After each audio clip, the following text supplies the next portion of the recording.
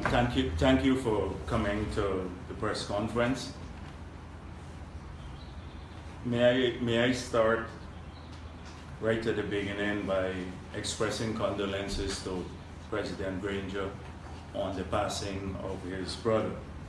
I called him yesterday, and I believe that the country should collectively extend condolences to our president.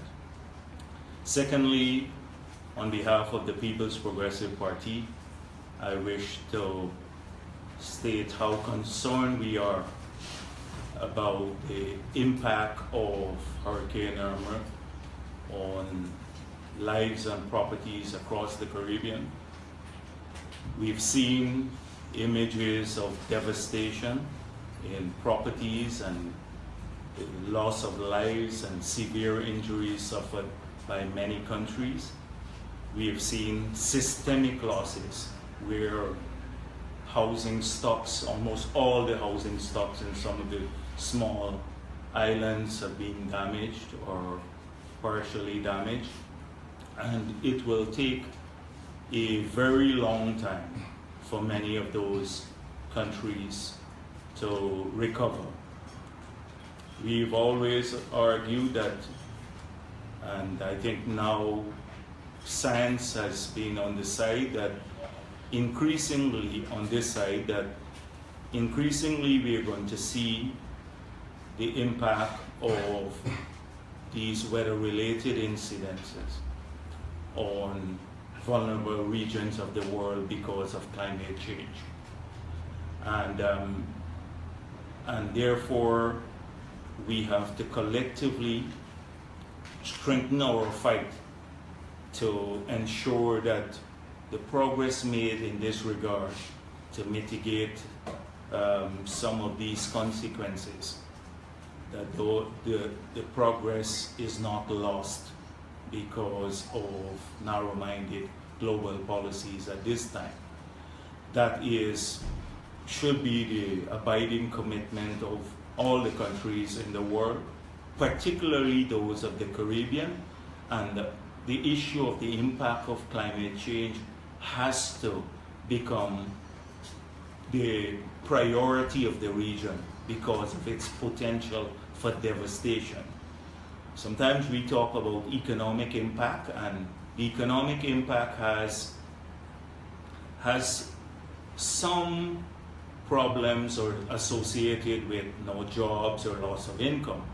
But when you're talking about catastrophic events, it is almost existential threat. Just imagine all the progress made in a country for a century being wiped out in a matter of 2 hours. And so our regional governments have to start being at the forefront of the advocacy. That is a priority for all of us and our foreign policies. Now, at this point in time, I've seen the government just issued a statement saying that it is prepared to help in a technical manner, and we share that sentiment that Guyana should do all it can to help the victims of this devastating natural event.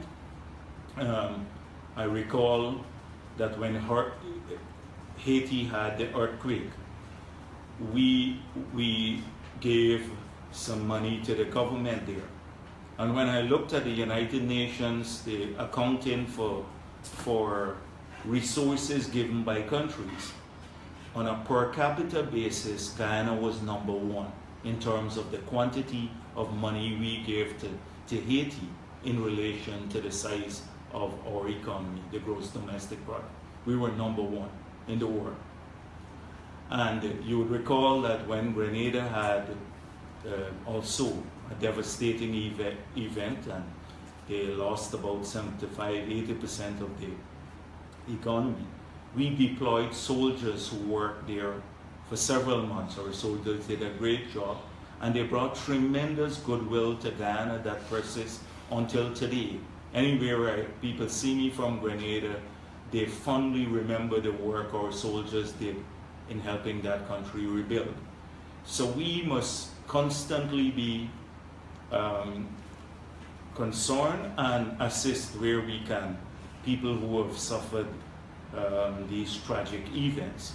We also at home should do the same, and so I call on the government once again to assist the people in Region 8 in particular, because of the remote nature of that region, the devastation with which that they suffered, and the loss of infrastructure and crops and livestock and housing stocks that will impact their lives not just in the short term but for the next year. And so they should, we have asked the government to come to Parliament to seek more supplementary funds that we will support so they can continue to support those communities for a while in the future. If they do not, then we're going to have people in our own country suffering because of lack of help. And the narrow-minded position that Minister Bulkan took in Parliament when we raised this matter in a question simply does not reflect the desires of our people. Our people want help extended to Guyanese and to foreigners and people around the Caribbean, wherever people suffer these consequences. So we support all national efforts to help the people who have suffered from these devastations and continue to suffer because the hurricane is still ongoing.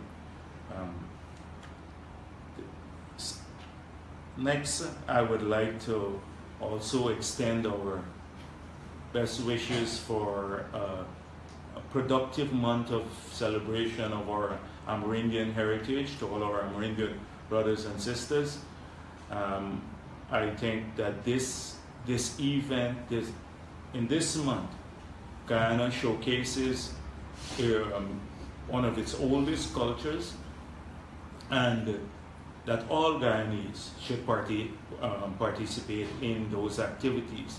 It belongs to all of us, regardless of our race or religion or whatever else.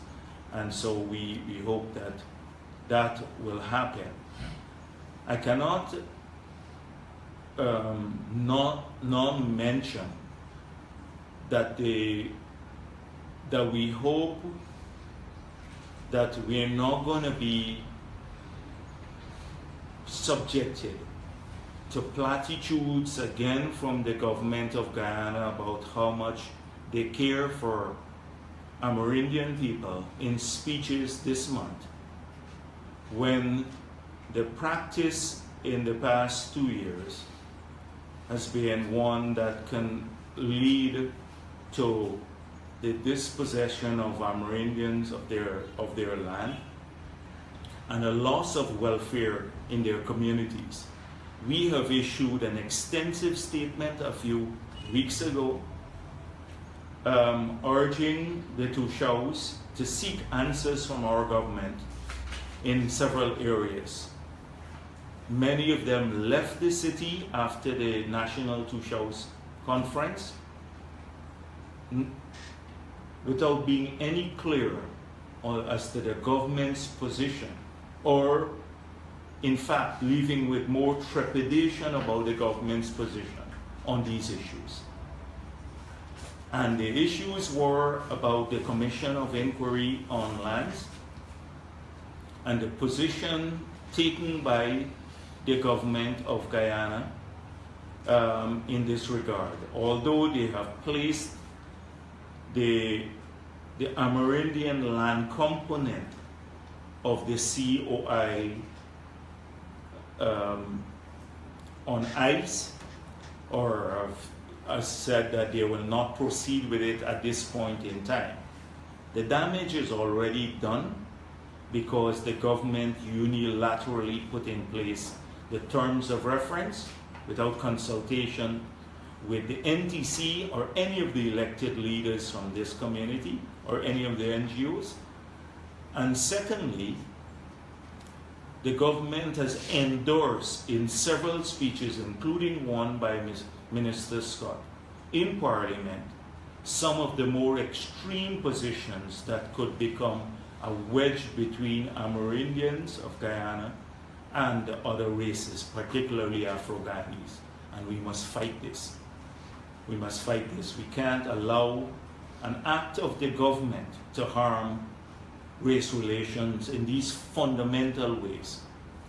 And so they had no greater clarity on the land issue. In fact, now, with the COI proceeding as it is raising more worry in the minds of people as to where it will end and how much more divisive it will be, not just between Afro-Guyanese and Amerindians, but Afro-Guyanese and Indo-Guyanese now, because it has now gone into these issues.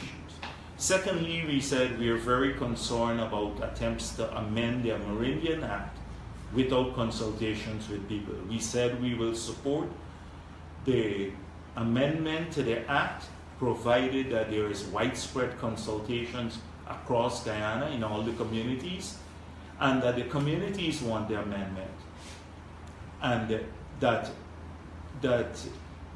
anything that brings further benefits to the people, we will support. But any attempt to take away benefits that they have already gotten historically from the 1960s until now, that we will rigorously oppose those amendments. But there is cause again for worry based on what we have heard. We've seen Eric Phillips before the COI saying that the Amerindian Act of 2006 was an act of reparation. So is the amendment when it gave land, and it did not give land, it just outlined a process through which Amerindians can access land. And then that if the amendment is to take away that right, then it would be vigorously, as I said before, opposed. And then we've heard expressions from Minister Scott that subsurface rights were given to Amerindian people as part of that act too, and that they should not benefit from subsurface rights. Any attempt to take away subsurface rights from indigenous people would again be opposed. We've heard, we asked the two shows to raise the issue about the low carbon development strategy. We've earned nearly 200 million of the 250 million so far, because we should have gotten all 250 million and a new agreement by now, earning more money. But because of the ineptitude of our government, that has stalled. And so, but the money we earned, a significant part was set aside for the titling activities. That has practically stalled. And we ask that they find out where that is going. And secondly, the money was set up in an Amerindian Development Fund. Part of the money, because part is spent on the coast, part would have been for the hydropower, etc. That should have moved ahead. The government is cherry picking in funds are set aside from the low carbon development strategy, the projects to move forward through the ADF, the Amerindian Development Fund, that we had set aside money for. So we are calling for an acceleration of these things. The money is there, we left the resources already. You need to accelerate the process of getting these projects out and preparing. So those were just some of the things that we hope that we'll get clearer positions from the government on in this month. Not to just go and hear again about how we love people in the hinterland and we need to open up the hinterland, and then you're taxing airline flights to the hinterland. And then we need, this government has a lot of ministers who do very little during the day. But look at the callous disregard that they had for the Amerindian people. The minister said they can only meet with the Amerindians from 6 to 8 p.m. when the Two Shows conference was going on. They couldn't find time during the day. Ramjatan was busy hunting the criminals during the day, so he couldn't find time for Amerindian people. I recall being president and sitting there 2 full days every time we had the Two Shows meeting. 2 full days. And having all the ministers there, working with people, listening to their concerns. In this case, we had a speech from the president right at the beginning, supposed to go the last day, didn't even show up. It is total disregard for people. And then you question why they're concerned.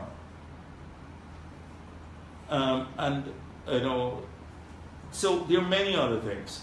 But we were very happy that we had a chance to engage with the Two Shows who came out. We listened to their concerns. We're going to be raising more and more of these concerns in the Parliament. And we, as I said before, we want to wish all of our Amerindian brothers and sisters, but also all Guyanese, happy Heritage Month. Now, the issue of ExxonMobil has been in the public domain for a while now. And we have had several issues ventilated. And particularly about whether we are getting a good deal and whether the contract with ExxonMobil should be made public. Now, I saw the company ExxonMobil saying, when they were here, when they had a press engagement, that they are prepared to comply with the laws of Ghana in relation to release of contracts. That they have many countries in which they operated, where the laws say that they have to release the contracts, or countries that have agreement through the Extractive Industry Transparency Initiative, that they have to make these public. We have heard our government saying different things. So our government has indicated that there are 2 reasons why they cannot make the contract available. A national security one, and I dealt with that at the last press conference, and I think by now most people in Guyana recognize that it's a red herring. It has absolutely no merit, that the information in the contract will not have any impact on our border issues or the territorial integrity of our country. And that this information is already in the public domain. A lot of the information about the size of the find, the size of the area for exploration and protection, the boundaries of those areas, how far they extend into the sea and to the east of Guyana, etc. Those are defined, they're in the public domain, they're public records. So we know now that it is just an excuse made by the government. Secondly, they have argued that the PPP made some amendments in the contract, that the Petroleum Act, and because they have to respect the sanctity of contracts, and that's the law, they cannot release the contract, that it is the PPP to be blamed for us being in this situation now. So I'll just go through a couple of things. For example, the Kaichor News, July 23rd, 2017. The Natural Resources Minister insisted that the entire act, including the non-disclosure clause added by former President Bharrat Jagdeo in 1997, is under review. So, 2 things here. He's saying we added a non-disclosure clause in the the Principal Act by an amendment made in 1997, and it was done by President Bharrat Jagdeo. Now, you know, in 1997, I was not president, and I did not have responsibility for this sector. Prime Minister Samuel Hines had responsibility. So that's the first one. Secondly, August 20th, 2017, AFC Kaichor News again. AFC government officials say that the contracts cannot be released because contained in them are strict non-disclosure clauses which were signed into by the PPP. It insists that these obviously have to be adhered to.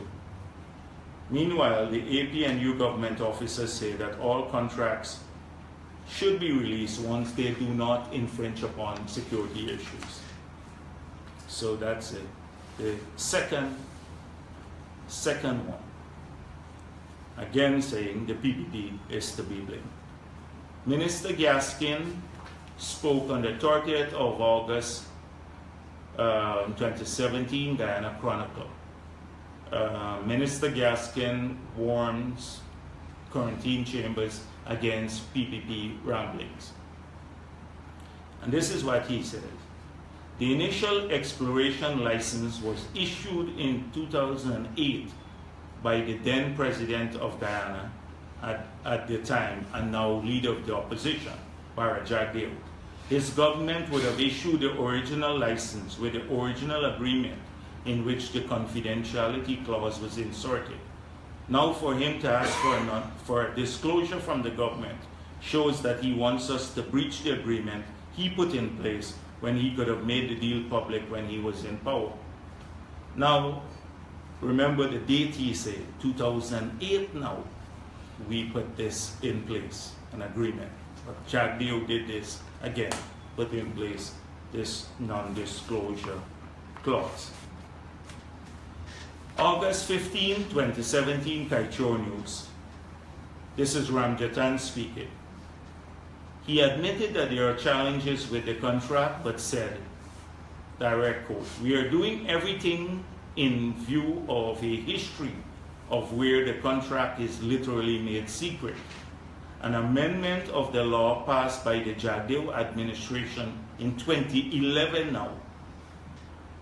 It is important we understand that we are trying our best to come out of what, knowing very well that when we have a big company like ExxonMobil, we have demanded obviously during those early days in the exploration agreement that it made secret. And Jagdeo and his boys allowing them that to happen and then passing along." This is Ramjatan again. In all of that, you discover that he says in 2011, there was an amendment and Jagdeo and his boys put this in place. Now, they have blamed the PPP. So let us go to the act, the Principal Act now. This act was signed by President Desmond Hoyt in 1986.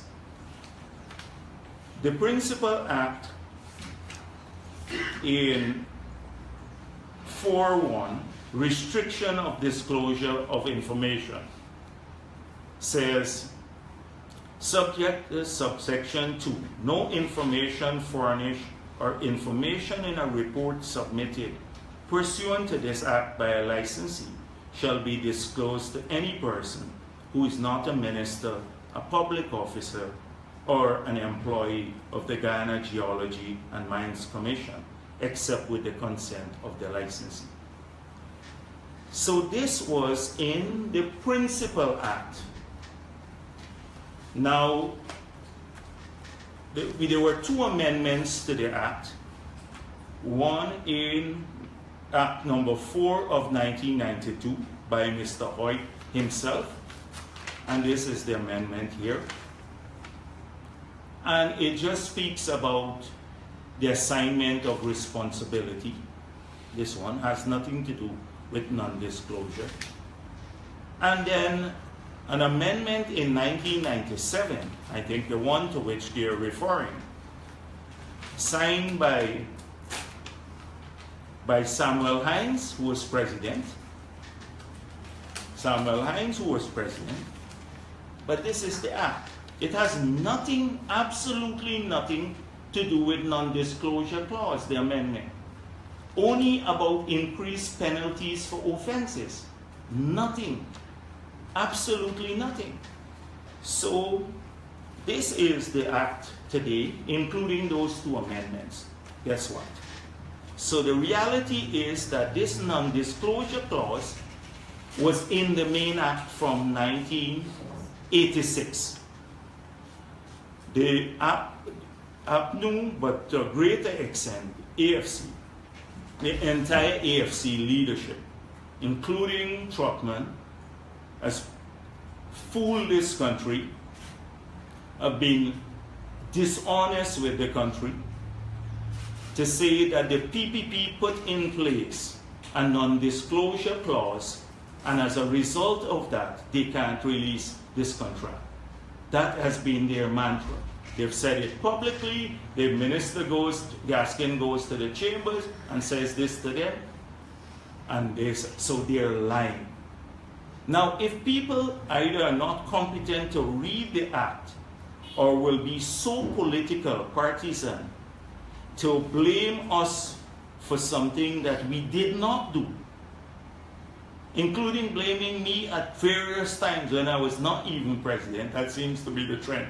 Everything that is bad has to be done by Jagdeo. Then how can they competently negotiate with ExxonMobil? One wonders why all of these excuses.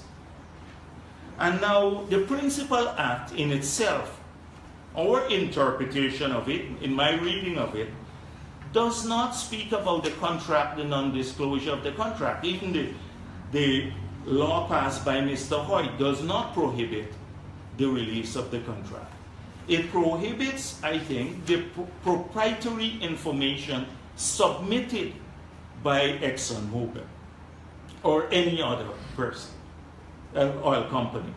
Does not protect the contract itself. In fact, it might even be explicit in clauses. If you go to clause 4.2 F and G,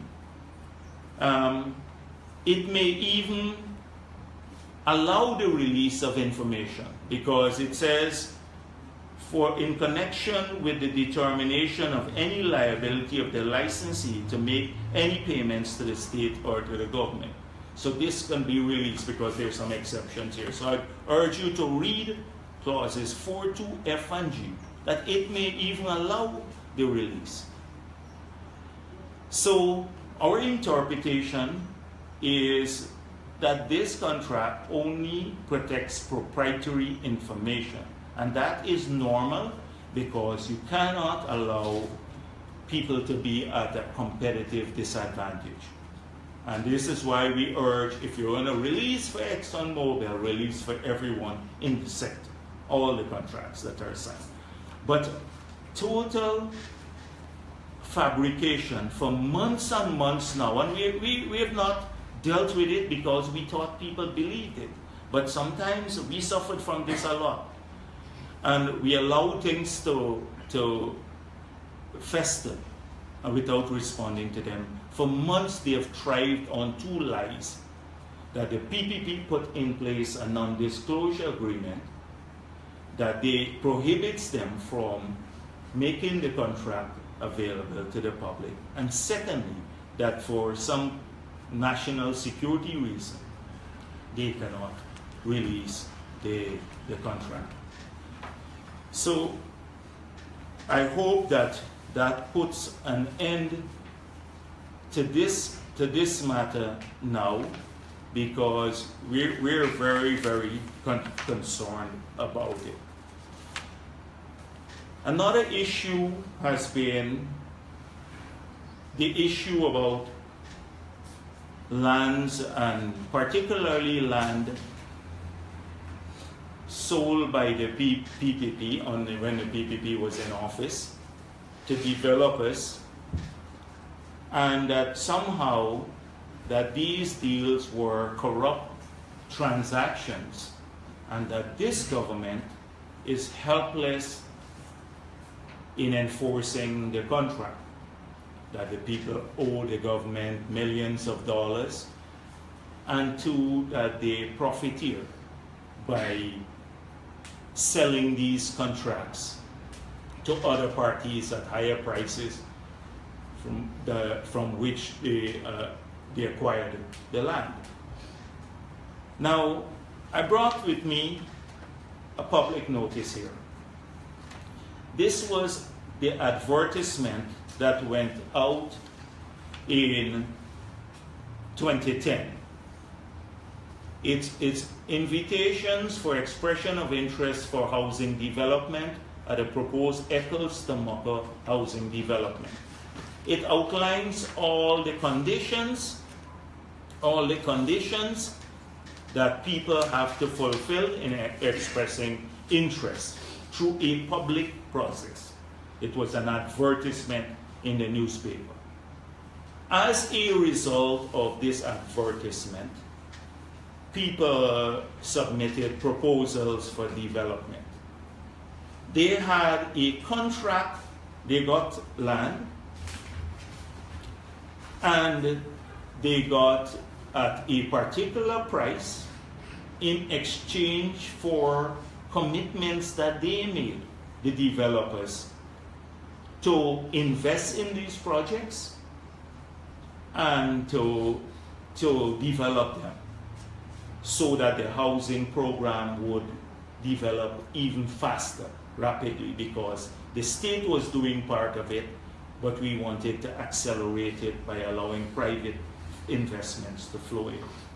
So each of these developers would have a contract with conditions that they have to meet to get the land and to develop the land. If they breach any of these conditions, then the government has the authority, the power to enforce on these contracts.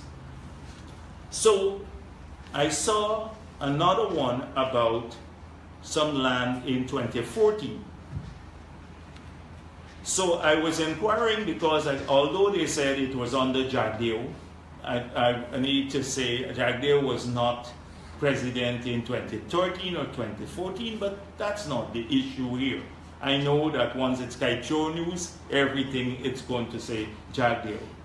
And so the man was some employee of Ramroop who is Jagdeo's friend, who was not president at that time, but nevertheless, let's leave it like that. So I inquired from the Minister of Housing, because he issued a statement, did it follow a public process? And he said, yes, and you can check that. Was there an advertisement in 2013? It was advertised. The contract was signed in 2013, from what I gathered, with the company. Was this a standard contract or a contract that was different from any of the other developers? The answer was it was a standard contract. The same company that was written about in the Kaicho News in this spectacular fashion has a contract like every other company with obligations. Now it is our contention that if people have contracts with the government or the state, governments change, but the obligations remain the same. The obligations to the government, the state, if you have a contract with the state, would not change. How are they so? They want to protect the other contracts so much and respect the sanctity. And in these cases, they're saying, we can't, we have a difficult time. Now, I am aware that there are several developers who are in breach of their contract with the government. So what should the government do? And they would have our full support. It is to enforce the agreement. with these developers. If they did not do what they promised to do, then there must be a penalty for not promising to do that. But you hold the reins of government now. You have to do that. So if every one of these guys breach the contracts that they had, which they got through a publicly tendered process, then they must be held accountable. And this is our position on these matters. It's simple. If you break the law, you have a contract, and you profiteer, and you should not have profiteered, make money when you should have done the development, then you have to, the state needs to enforce it. And we will support the enforcement action of the state, because those contracts were concluded with us. The same thing with Bai Shenlin and all the others. They had agreements to develop facilities in Linden, a processing plant. They didn't do it. Then the state had the right to intervene and say, all the duty-free that you brought in for that project, you have to account for it. Because there was a contract. Now, if it was an underhand deal, none of these people would have had the contracts with obligations to them. If it was underhand, they would have had just an outright sale of the land to them at a low price, and that's the end of it. But there is a contract that they all have. So what I defend is the public nature of these processes. They don't come out because this has been in the public domain. The tenders were out, people submitted expressions of interest. Now, many people did that. Many people did that. So the government, rather than make excuses all day long, should take action to protect the state. But they're so incompetent they can't even do that. But they complain and they run over to the Kaicho News and say, look, the PPP left a bad deal here. And then the Kaicho News carries it. So this is what I have to say about those contracts. It's a simple thing. They're totally incompetent. Another issue that has bothered us a lot is this statement. I don't know, it's a weird, like 14th century view expressed by Minister Scott, that women must not work at night in the security services. So soon we're going to hear the police women can't work at night. At immigration, they can't work at night. Then our nurses, if they're single parents, they can't work at night. Our doctors, or women practically in the public service are more than half of the employees. I don't understand what this government seems not to have anything to do. You know, trying to pass animals, bringing down to rest, you have to rest them and feed them water, or you go to jail if you bring them down from Barbies, registering your pets. Now this entirely archaic view of what women should do and not do. Now, a woman should make those decisions on her own. On her own.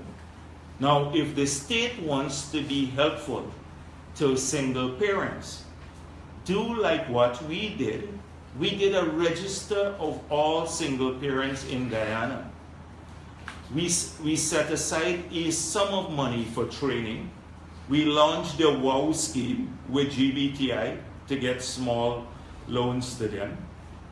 We're working on a program to get better daycare facilities for women who work, etc. So why not look at enhancing the welfare of single parents or who are women, or providing a social safety net for the kids. Now you're so concerned about the children now or something like that. That's what I gotta be motivating them. And you took away the $15,000 grant, the $10,000 grant from them. You're so concerned, you know. So what about those single mothers? They have to work a few hours more because you took that away from them.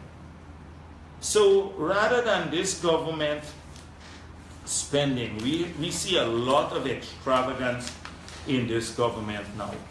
I've seen like spending for defense at the office of the president. You've seen these figures, unbelievably.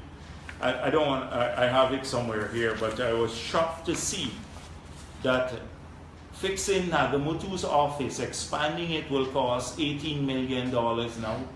Ramjatan buying data for $6 million, $25 million for a chain link fence.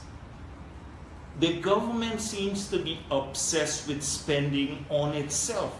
Why not take the $25 million with this new chain link fence and buy 5 more buses to put on the road? And please don't name them President Granger. No, because it's almost like a corrupt deal. Some businessmen hand over these things, and I don't know if it's to the state or the PNC. Because if it's to the state, it has, I said before, it has to go into an asset register. And what other deals these people are working on? How do they get preferences from the government by handing over these buses? And do they check these buses? I see one already been done already. And so buy more buses for the school kids, build a few more daycare facilities if you're concerned. We're not spending tons of money on State House, on the Prime Minister's home. And now they switch to their offices now. A kitchen that costs $12 million in the office of the president. So this is what we have. Expressions of concern for the poor, the dispossessed, our children, etc. And then this extravagance, the spending everywhere on everything else whilst the economy is collapsing. The economy is collapsing and they would not recognize it. And they gave this picture. I dealt with about these projects they're promising that will deliver a large number of jobs. By mid next year, I said before, some 25,000 people would have lost their jobs since this government took office. 25,000 people, just considering their families. And that's less earning, that's less taxes, that's hardships among people. I hope that the government will move speedily to establish the local government commission. The prevarications of the minister can't go on forever if they believe so much in local government. They just want to keep this in this fashion so that the minister can have greater say over the other places. The GCOM matter, I'm still awaiting word from the president. I heard Minister Harman said today, that's what was told to me just before this meeting, that the president intends to respect the decision of the Chief Justice. We are a bit concerned because there is one part of that decision that was not a subject of the presentation on either side, from the Attorney General nor from the parties who took the matter to court, but a ruling was given on that one, the proviso issue. And we had indicated that we want to see the written decision. It's already 2 months nearly, 2 months. And it's unbelievable that until now, after decision was given, that we cannot have a copy of the written decision that would allow an appeal. And I do hope that when Harman says the president is going to act in accordance with, or consider to act in accordance with the decision of the Chief Justice, that he will not act in accordance with that, what we believe to be that ruling, that part of the ruling. That part of the ruling. So we're very watchful. And if there is any attempt by the government to unilaterally impose a chairman on this country, or chairperson on this country, then this changes things fundamentally. Maybe I just end there. I hope that on the procurement matter before the Parliament, I've seen that their Chronicle reported that there are different views on the matter. I hope that we get copies soon. But I saw a strange view that there can be minority reports. And in the CCJ, at the Court of Appeal, you could have a minority report, a dissenting view given. I don't see anything special about this commission if any member believes that the commission did not take their view seriously into consideration. But I don't know the details of that. I saw it reported in the Guyana Chronicle yesterday. And so we'll be watching these issues carefully. But one thing the commission has said clearly, without giving details, the chairperson of the commission, is that there was a breach of our procurement law. This contract was given illegally, and there has to be consequences. There has to be consequences. Mr. Jagdeo, one question for you. For the past 3 weeks, for the past 3 press conferences, I've heard you said that the PPP is working to, I'm not sure if you said your exact word was rebrand, but to bring in persons from every sector and things like that. But I'm wondering if this is the take of all your party members, or if they share the same sentiments. Because, I mean, if you're looking at the utterances of one of your members of parliament, particularly on social media, it totally discredits what you've been saying. I'm speaking directly to Mr. Diamond's favorite page. If I had the time, I would pull up some of the utterances. It totally discredits what you would have said. So let me say it immediately that this party has one position on the matter of race. In spite of all that people have said about us in the past, that we are an Indian party, that people of every race in this country, every religion, every gender, has an equal place in our party and must be treated equally. There is no superior race in Guyana or superior group of people. And any party member or any member of parliament who deviates from that issue, that should be brought to my attention specifically, and I will deal with it. That's the position of the People's Progressive Party. I mentioned it at the Congress, and our Congress endorsed that too. But we didn't need an endorsement. That was part of the founding principle of the PPP in the 50s. If it changes anything about that, it ceases to be the People's Progressive Party. The moment we only cater for one group of Guyanese, we're not the PPP any longer. I will not be part of that PPP. So this is our position. It's quite clear. It's true that we have had limited success in bringing in more members, party members, who are Afro-Guyanese, and we have to work harder at this. We have to work harder at this, showing that our policies are for all Guyanese and that people will be treated fairly in the party and everywhere else. We have to work hard at this. We have to see it as our own deficiency.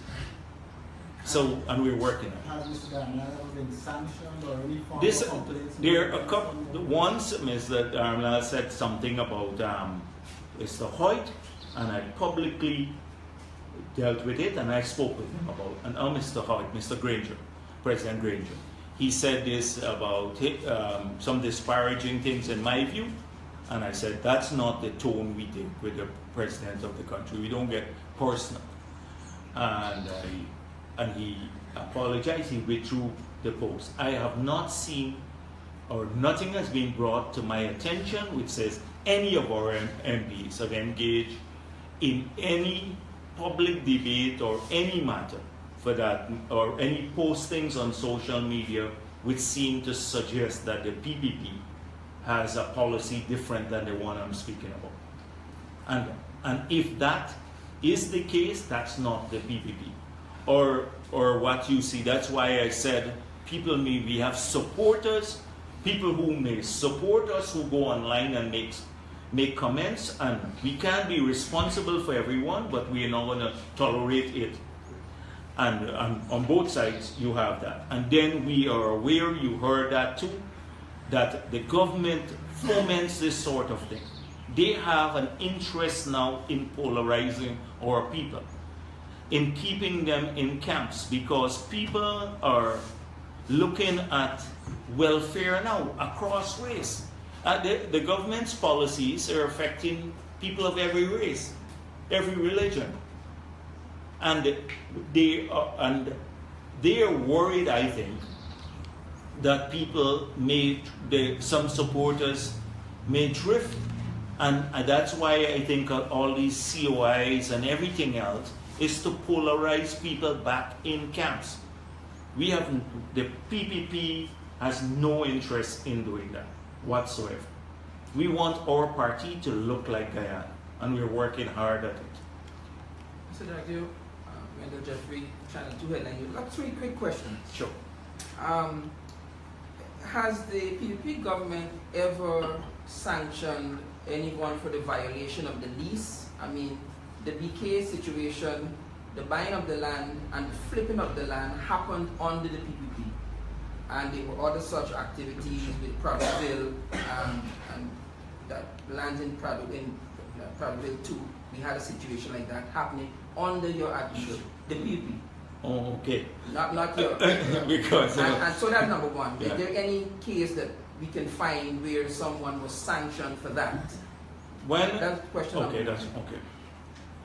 Question number 2 is, when last I asked you at the last press conference, I think it was about the non-disclosure of the oil contract. I remember you saying that you had a clause in there for the non-disclosure while the contract was being negotiated. That was the answer you gave the last time. Now I see that you're going back to say that it was something that was placed there by Mr. Hoyt. And then the third and final question is, the Tushos are calling for the resignation or firing of Mr. Scott based on what they term racist comments when he said that they are greedy, or it was for them to ask for an increase of the land coverage, land availability. Do you subscribe that the president should fire him or that he should resign in light of the fact that some of the Tushos are calling for that? So those are 3 questions. First of all, the interpretation that you had, I was speaking about it's normal for a non-disclosure clause or an agreement to be struck when people are in negotiation. It's normal. It wasn't specific to ExxonMobil contract. It's normal. However, when the contract is concluded, because in that period you have to protect proprietary information being shared, that once the contract is concluded, there is nothing in no country in the world that says if it involves public resources, then they shouldn't be made public. So that is what I was saying. It was not specific. I was talking about a principle. But Mr. Jagdeo, You asked me 3 questions. So that's the The first one. Keith Scott, I don't know that Keith Scott was reflecting an individual view. Keith Scott stood up in the parliament and made a speech that called Amerindians avaricious. He said that they are less than patriotic. We shouldn't give them lands basically on the border because they may not defend the state. He said they must not have subsurface rights. He said if they get more land, then all the oil and gas wealth must be for coastal people. He endorsed Eric Phillips' view that some of the Amerindians may not be the first people in some cases. And I've not heard a single word of condemnation from anyone in the parliament from their side, nor have I heard the president saying that's not my position. So I think Keith Scott is irrelevant in the sense of the issues. If the president felt strongly that Keith Scott did not represent the views of his government, he should have made a public statement immediately about it. So I believe that Keith Scott may have been even given the speech to read in Parliament. So I believe that in this case, Keith Scott is just reflecting the views of the government of Guyana. You support the call? So that is it. So if anyone is to resign, maybe the government should resign. If anyone, why? Because it's the government's view. It's the government's view. They have not repudiated. They have not said we disagree with Keith Scott. Has the president ever said that? Or any of the members of parliament? No. And similarly with this thing about banning women from working at nights, the president, Keith Scott would not do this on his own. It's a government policy. So that's one. On the other issue, the enforcement, as you correctly pointed out, I was not there at the time. I was out of government. So it would be good to ask the minister who was there at that time when you have him at a press conference.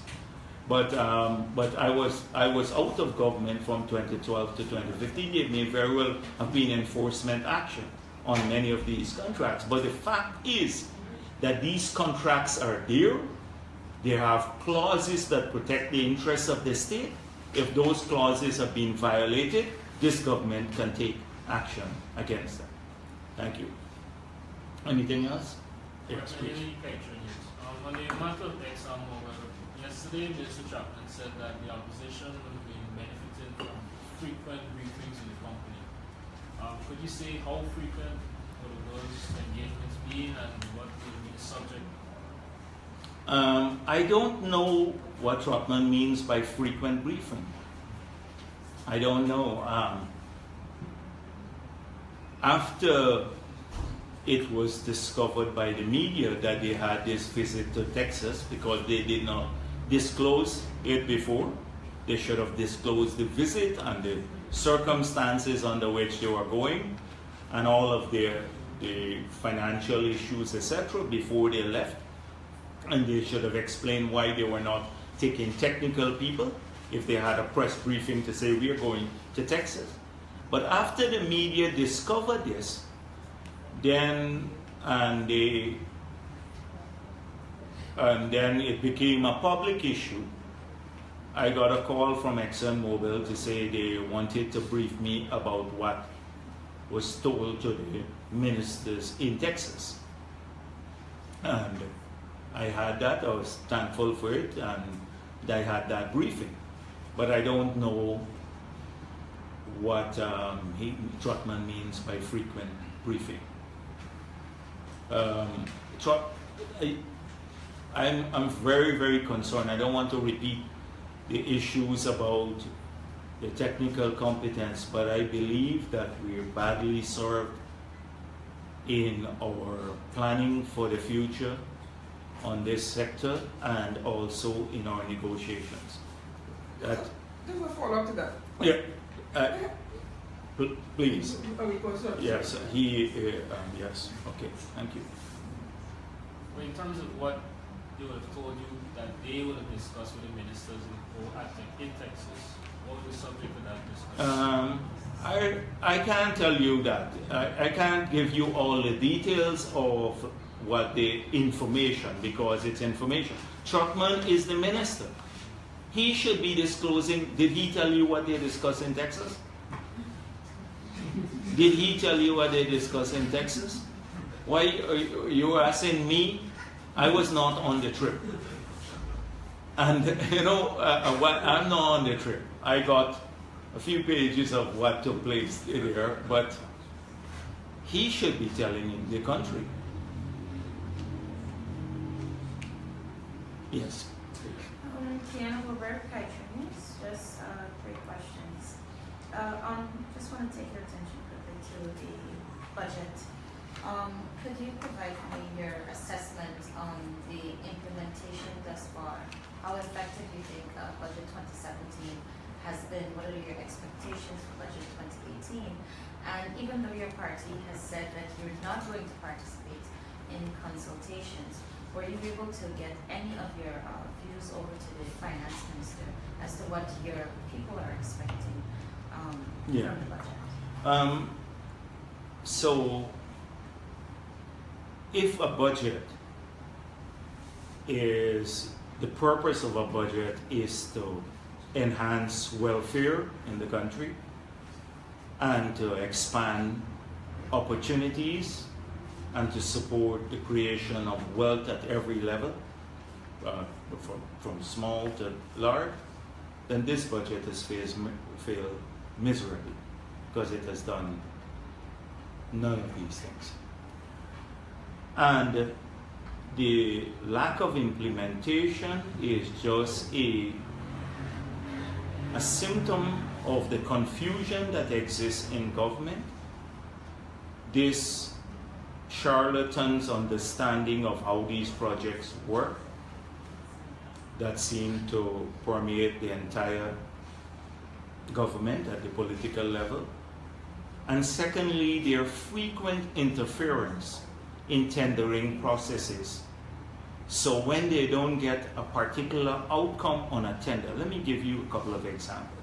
If you use international funds, it could very well take 6 months, 8 months to go through an entire tender. You have to advertise for 3 months, etc., evaluate the report, send it up to the funding agency. They have canceled every time they don't get a particular outcome. They've canceled those tenders. The same thing happening with drugs too, the purchase of drugs.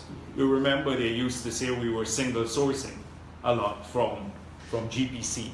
Well, it was through pre-qualified buyers. We were not single sourcing.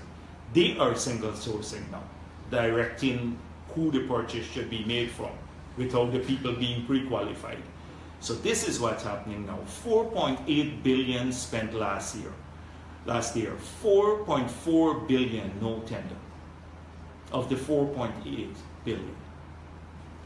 And many other contracts, I can name a few. The IDB water treatment plant that we left a big loan to do several water treatment plants and upgrade the water system. Frequent retendering. The Sheriff Street Road, they did that. They annulled the tender a couple of times. Now the contract is coming to an end. The loan agreement is about to expire. So they're looking now to shift the resources into housing. But it could have gone ahead. The GPL one with the meter, you know that.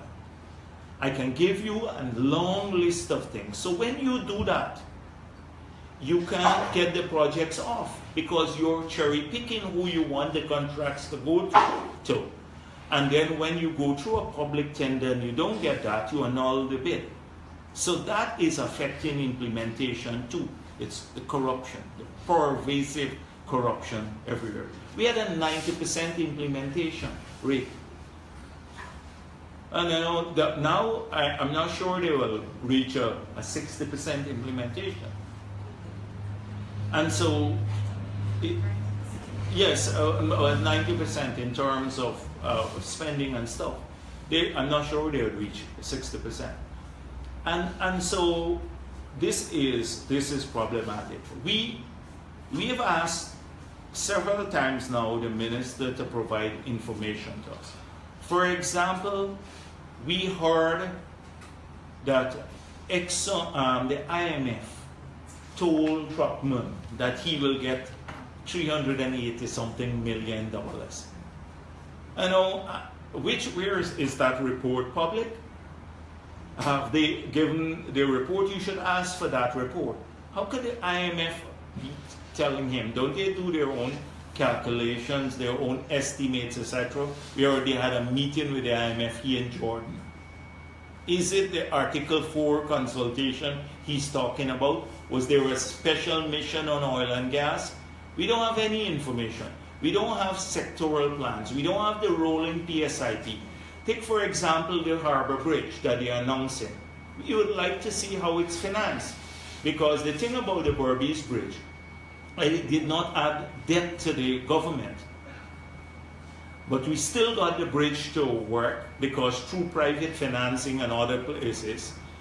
So it did not add significant debt to the government, but we got the service of the bridge. Now, how are they going to finance the Harbor Bridge? How does it enter the public sector investment program? Is it a grant? Who is giving the grant? I don't think it's a grant. Is it going to be a loan? Who is going to make this loan available? Or is it a boot operation like we had with the bridge in 2020-something, they would hand it back to the government after the investor made back their money? And if that's the case, what are the terms? Because you have to publish a prospectus to say, like we'd offered a 13% return on investment in the bridge, that bridge. So that was attractive to investors at that time because they were getting a small sum on treasury bill, less than 5% earning. So attractive to them. Would the government do that? Would they give, say, a 10% return guaranteed investment to the contractors? Now, if you do 10%, on $150 million, that's $15 million just for the return. And then, say, 10 years of amortization, it's another $15 million. You have to make $30 million from the bridge every year to meet those two. What impact would that have on fare? Then you saw the bilge that Freddie Kissoon and the others wrote in the Kaichor News. He said Jagdeo wanted the bridge to go into New Amsterdam, did not want the bridge to go into the New Amsterdam because he's racist. Now, we had a company called Louis Berger, international company, advertised for it, funded from the IDB, that did the feasibility study. They looked at 5 locations, including New Amsterdam, independently.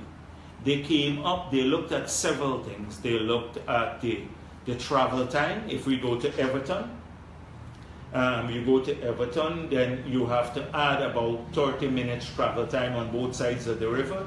The cost of the infrastructure. They look at New Amsterdam. They look at some other locations in between.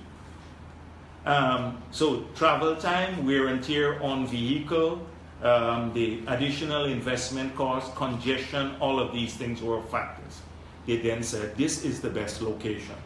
We went with that location based on a study by a firm. Now, has this government in this feasibility study studied several locations? And the reason we couldn't afford a bridge, a permanent structure, which would have had to be high, because we're still using the Berbice River. You couldn't build a causeway type fixed concrete causeway. So that's why the floating structure. We had to go with a floating structure. So assuming in the future you get more money, then you can dismantle this and put up a proper bridge. But I see a whole range of things. They're going to bring the traffic now into Houston, the congestion. We haven't seen this study which looked at alternative locations. Why did you not do that? What's the justification for another retractable span bridge? what impact if it's a boot arrangement, if it's not going to be funded from debt or a grant, and I doubt whether the grant will be here. So what arrangements you will have with the investors, what implication it would have for the fears. None of these things being discussed. None of them. And that is what bothers me. It's almost like, we're just announcing it. So they will add $150 million to that bridge to the debt. But we're complaining about the Berbice Bridge that did not put any debt to on the Treasury, but the people have a bridge that they can use. This sort of analysis does not get done by the government. I've dealt with how they have the Kurupukari project to the last press conference. Where is that? They announced it in budget. It was a big thing. They're paving the road from Linden to Kurupukari, bridging the Kurupukari, doing the waterfront here, all from a British grant. Where are we with it? Nothing has started. Have they finished the feasibility study? Is it feasible?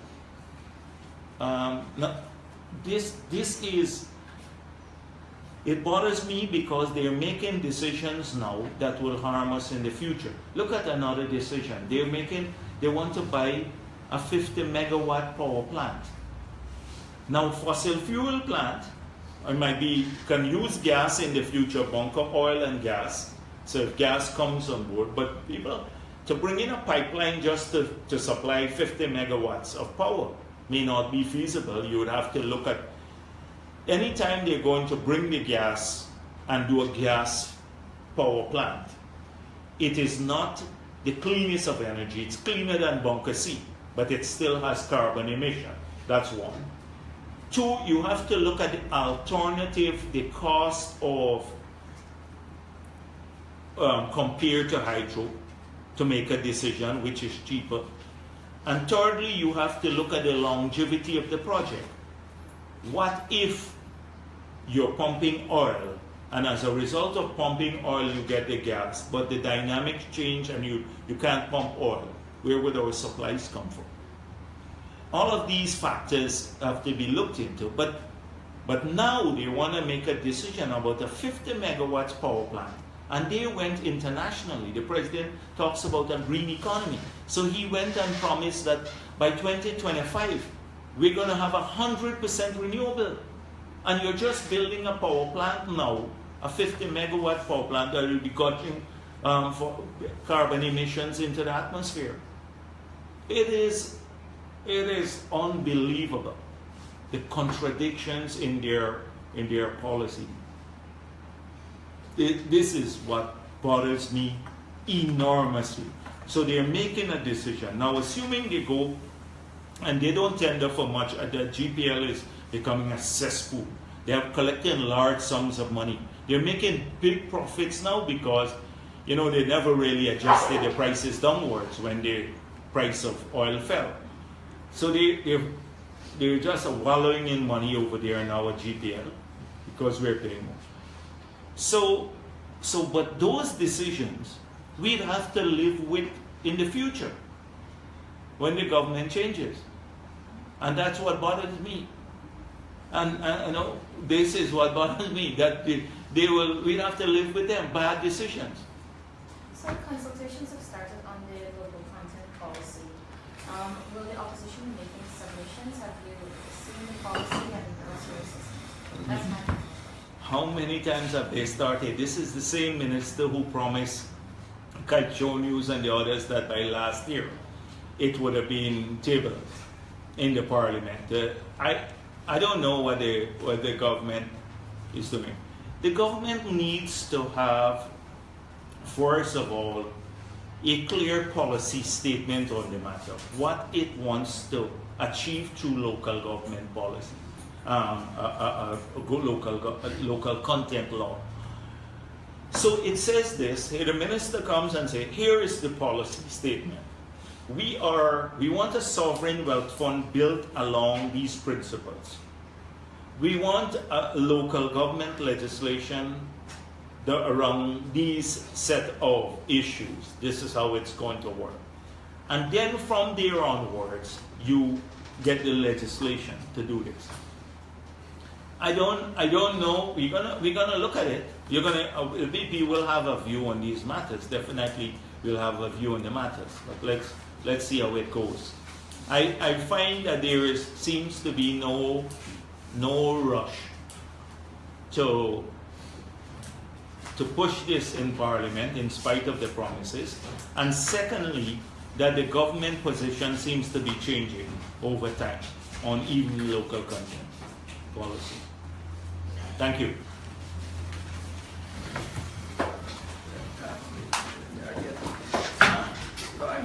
Mr. Jagdeo, the Exxon called you on a meeting that